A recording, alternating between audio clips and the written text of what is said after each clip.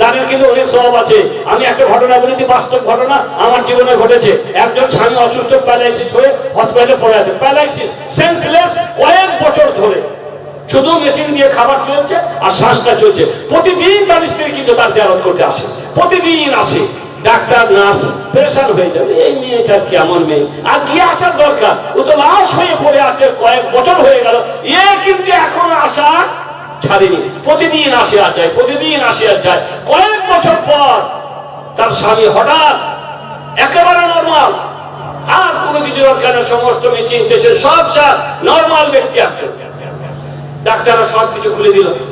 এবারে তো ওই নিয়মিত স্ত্রী আসবে, ডাক্তার অপেক্ষায় আছে, বড় একটা খবর দিব, আচমকা খবর দিয়ে দারুণ ভাবে সে খুশি হয়ে আত্মহারা হয়ে যাবে আনন্দে। তারপরে তার স্ত্রী এলেন, নার্স ধরে যাচ্ছে, ডাক্তার ধরে যাচ্ছে, দারুণ সুখবর আছে, আজকে তোমার তোমার স্বামী একেবারে নরমাল হয়ে গেছে, দারুণ সুখবর আছে, তোমার স্বামী নরমাল হয়ে গেছে। আলহামদুলিল্লাহ, আলহামদুলিল্লাহ। মানে কোনো উত্তেজিত না, কোনো প্রতিক্রিয়া নেই, ওই আলহামদুলিল্লাহ বলে স্বামীর দিকে এগিয়ে চলে গেল। দেখে স্বামী তখন সুন্দর বসা আছে, একবার হাল স্বামীর সাথে কুশল বিনিময় করলো, স্বামীকে নিয়ে বাড়ি ফিরতে লাগলো। ডাক্তার নার্স অবাক হয়ে গেল, এত বড় একটা খবর দিলাম আর কিছুই প্রতিক্রিয়া দেখানো, ব্যাপারটা কি গো? তখন ডাক্তার বলছে, কিছু মনে না করলে একটা কথা জিজ্ঞাসা করে বলুন। বলে, এত বছর ধরে আপনার স্বামী এইভাবে পড়ে আছে, সেই স্বামীকে আপনি নর্মাল অবস্থায় পেলেন, এত বড় একটা খবর দিলাম আমরা, আপনি কোনো খবরের কোনো প্রতিক্রিয়া দেখালেন না, ব্যাপারটা কি?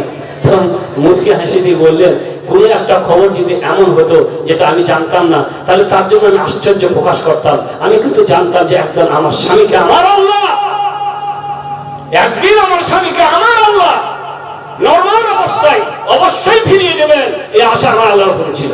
বলে কেমন করে? আমি প্রতিদিন যখন বাড়ি থেকে বের হতাম, তখন প্রতিমধ্যে যত মিসকিন ফকির দেখতে পেতাম, তার সবার হাতে কিছু করে করে আমি দান করে আসতাম। প্রতিদিন আমি তাদের হাতে কিছু করে করে দান করে আসতাম, আর আল্লাহর কাছে আশা রাখতাম, আল্লাহ গো, এই দানের বরকতে তুমি আমার স্বামীকে আগের অবস্থায়, নর্মাল অবস্থায় অবশ্যই ফিরিয়ে দিও। 100% বিশ্বাস থাকলে যে অবস্থা হয়, আমার তো 100% বিশ্বাস ছিল, অতএব নতুন খবর তো আমি পাইনি যে আমি আশ্চর্য বোধ করবো। বুঝতে পারলেন? এরকম নিয়ত করে দান করে যাবেন ইনশাআল্লাহ তাআলা যখন এখান থেকে যাবেন।